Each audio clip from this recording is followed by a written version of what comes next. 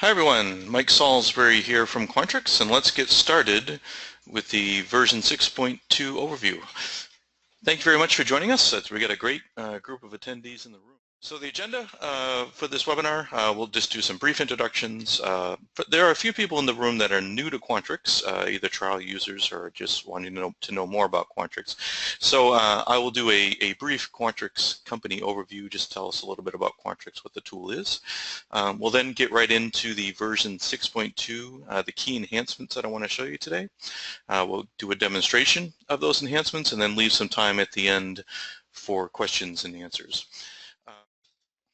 So in this webinar, we're going to be focusing on Quantrix version 6.2 that we just released a couple of weeks ago.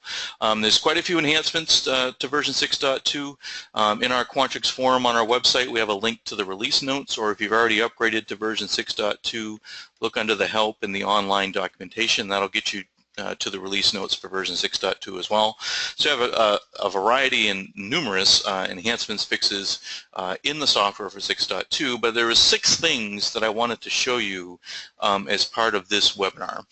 3 on the desktop and 3 on the cloud. And for those of you not familiar with Qloud, Qloud is our online way via the web to be able to share models with others. And so on the desktop side of things, the 3 things I'll be showing you is one, how to save data link configurations. So data link is a way to bring data into Quantrix, and we can now save those configurations, which is pretty handy. We've expanded and enhanced our using as function. This is a very powerful function that we think we made even better in 6.2, and I'll be demonstrating that to you as well.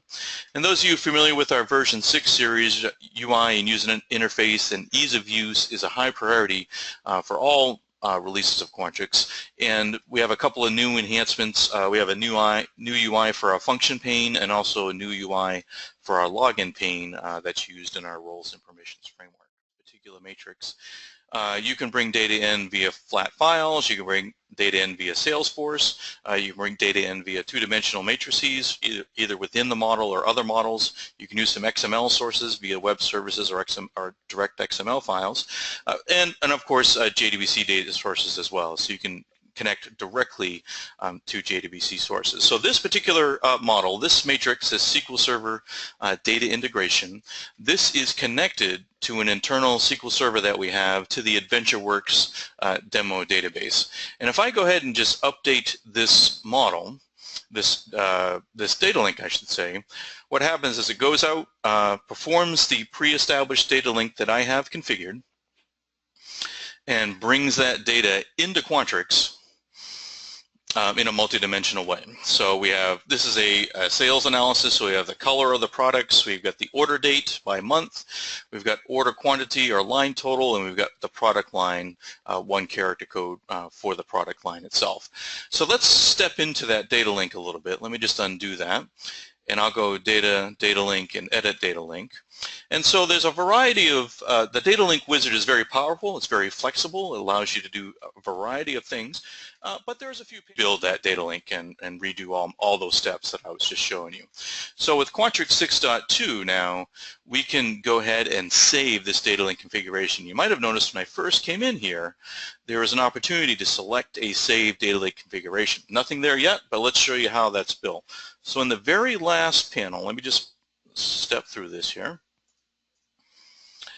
In the very last panel of data link now, there's an opportunity to save this data link configuration in order to use it again in this model or another model. So I'm going to call this just my demo webinar v62, but you can certainly give it some type of description about the type of data that's coming in. And this is the data link that we used in the June. So here in this first formula, this is a very similar formula to the one I just wrote. This brings in that information using the same way that I did before. I captured this in a sum, but that's just summing up if I had any values that I was collecting. But look at here, this second formula here. This is what you had to do in a with a select statement. So this was the @ I was referring to earlier. You would have to build a select statement where your value list is the order quantity, your key list would be an @ which means use the item name, and then product line, order date, color, and then similarly an @ product line, order date, color in this.